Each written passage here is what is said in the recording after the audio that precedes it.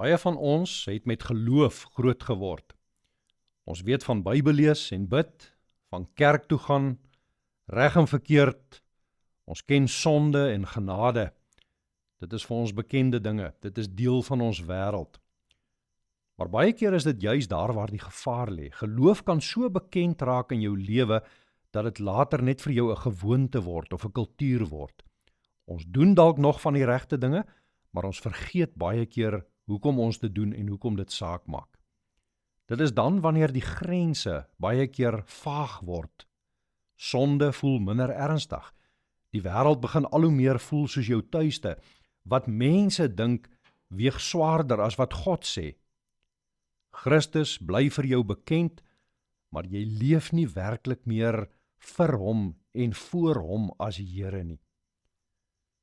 Dit is moontlik om die waarheid te ken, maar nie meer deur daardie waarheid aangevuur en wakker gehou te word nie.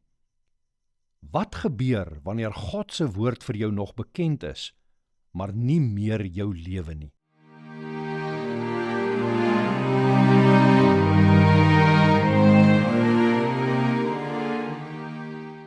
Goeienaand, welkom weer by ons aandgodsdiens. Vanaand gaan ons voort met ons skriflesing uit 2 Petrus en ons lees vanaand verse 12 tot 15 van die eerste hoofstuk. Om hierdie rede sal ek julle altyd aan hierdie dinge herinner, al weet julle dit en al staan julle reeds vas in die waarheid wat aan julle bekend gemaak is. Ek ag dit immers my plig om julle aan te spoor deur julle hieraan te herinner, solank as ek nog lewe. Ek weet dat my dood nie meer ver is nie. Ons Here Jesus Christus het dit trouens duidelik aan my bekend gemaak. Daarom sal ek my daarvoor beywer, dat julle ook na my heen gaan, altyd hierdie dinge sal onthou. Tot sover uit die woord van die Here, gelukkig is elke mens wat dit glo en ook daarvolgens lewe. Petrus praat hier met gelowiges wat al klaar die waarheid ken. Hy sê dit self vir hulle. Hy sê hulle weet hierdie dinge en hulle staan al klaar vas in die waarheid.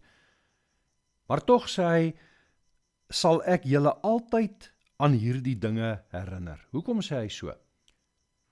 Want dit is nie net ons koppe wat vergeet nie. Ons harte vergeet ook baie keer.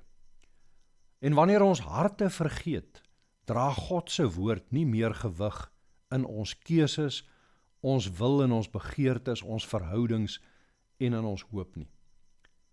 Petrus gebruik hier 'n sterk woord. Hy sê, hy wil hulle deur hierdie dinge wat hy hulle van herinner, wakker maak. Hy wil hulle in beweging bring. Hy wil hulle aanspoor met hierdie ou waarheid wat hulle reeds ken, sodat dit hulle lewe en hulle denke kan verander. Dit is nodig, want net 'n paar verse terug het hy gesê, iemand wat hierdie dinge nie van harte ken nie, kan nie geloofsvrug dra nie. So iemand word blind en kortsigtig in die geloof, en hy vergeet dat God sy vorige sondes gereinig het.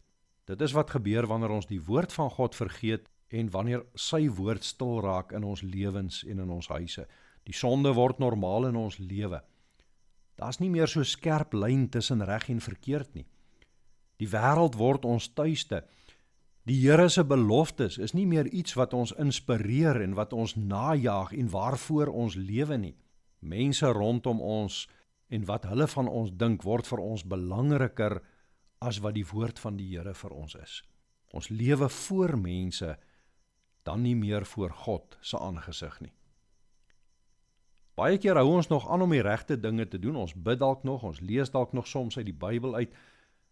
En ons praat nog partykeer die taal van die geloof, maar die betekenis van dit alles raak vir ons vaag. Ons vergeet waartoe Christus ons geroep het en gereinig het, en dat hy ons geroep het om voor hom te leef. Nou wanneer Petrus hier praat, weet hy sy dood is baie naby. Hy praat van sy liggaam as 'n tentwoning, wat net vir 'n rukkie staan en wat afgebreek sal word. Hy weet sy stem gaan stil word. Maar hy sê die waarheid van Christus mag nie stil word nie. Daarom wil hy hê hulle moet na sy heen gaan hierdie dinge onthou.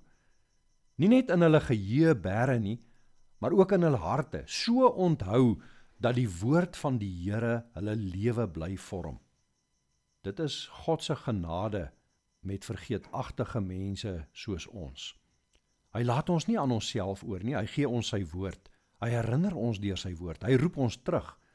Hy skud ons wakker, hy bou ons saam met ander gelowiges in 'n geestelike huis in, sodat ons nie alleen hoef te probeer onthou wat die waarheid en die betekenis daarvan vir ons lewe is nie. Want so bly ons geloof ook lewendig, wanneer ons gereeld saam met medegelowiges die woord van die Here hoor en oordink. Die vraag is dus nie vir ons net, ken ons die Here nie, weet ons van Christus nie. Die vraag is ook vir ons, hoe gereeld hoor ons sy woord? En spoor dit ons aan tot 'n lewe wat werklik op hom gegrondves en gebou is? Maak sy woord ons wakker, hou dit ons nog wakker? Petrus bring nie in hierdie gedeelte 'n nuwe woord of 'n nuwe openbaring of 'n nuwe profesie nie.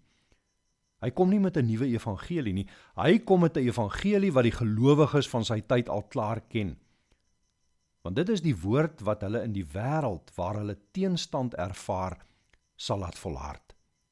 Hy weet, lank nadat hy nie meer daar is nie, sal hierdie woord van God hulle nog aanvuur en aanspoor om getrou te bly aan die Here. Kom jy ook daarom terug na die woord van God toe. Laat Christus se waarheid weer gewig kry in jou hart. Die mens is soos gras, maar die woord van die Here bly vir ewig. Deur daardie woord hou God sy kinders wakker, totdat Jesus Christus weer kom. Kom terug na die woord van God toe. Kom ons bid eers saam. Here, ek bely dat ek soms ver van u waarheid en van u woord af lewe. Ja, baie keer lyk my lewe nog heel goed van buitekant af vir ander mense. Ek doen die regte dinge. Ek lewe en ek praat behoorlik en tog leef ek ver van u en van u woord. Die woord waardeur u vir ons wil bewaar tot op die dag van u wederkoms. Die woord waardeur u ons ook elke dag in beweging wil bring om vir u te lewe, wil aanspoor, met gerusheid en vrede wil laat lewe. Bring my tog elke dag terug na die lewende water van u woord. Want ek weet, Here, van brood alleen sal 'n mens nie lewe nie. So leer u ons in die skrif, maar van elke woord wat uit die mond van God kom. Maak daarom ook my hart wakker met u waarheid. Laat u woord en u beloftes weer gewig kry in my hart en leer my deur u gees en deur u woord om voor u te lewe. Amen.